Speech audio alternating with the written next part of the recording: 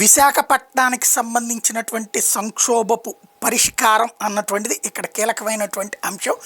ఏదైతే తెలుగుదేశం పార్టీ ప్రత్యేకించి అనౌన్స్ చేసిన తర్వాత జరిగినటువంటి విచిత్రమైనటువంటి పరిణామాలు, డిప్యూటీ మేయర్గా జనసేనకి సీటు కేటాయిస్తే ఇవాళ జరగాల్సినటువంటి ఎన్నిక అకస్మాత్తుగా వాయిదా పడింది. ఎందుకంటే కోరం లేకపోవడం.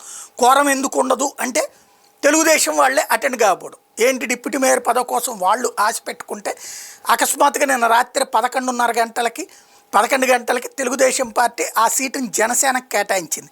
జనసేన కార్పొరేటర్ దల్లి గోవిందరెడ్డిని డిప్యూటీ మేయర్గా ఎంపిక చేసినట్టు డిసైడ్ చేసింది.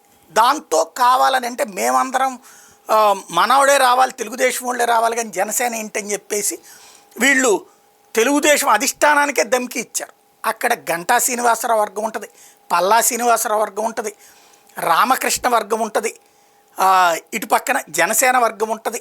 ఇన్ని వర్గాలు ఉన్నాయి.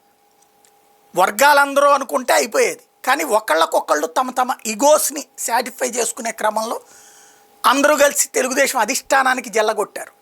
దాంతో అధిష్టానం సీరియస్ అయ్యడం, పల్లా శ్రీనివాసరావుకి చెప్పడం. పల్లా శ్రీనివాసరావు ప్రెసిడెంట్, రాష్ట్ర అధ్యక్షుడు, అసలు ఆయనే చూడాలి. ఆయన సొంత ఊళ్ళో జరిగినటువంటి ఎదురు దెబ్బ, పరువు పోయిన వ్యవహారం. ఇప్పుడు అందుకని రేపు కోరం కంటే ఎక్కువ మందిని భారీగా మొబలైజ్ చేస్తాం, చిన్న కమ్యూనికేషన్ పొరపాటు వచ్చేసింది అంటూ సరిదిద్దే కార్యక్రమం చేస్తున్నారు.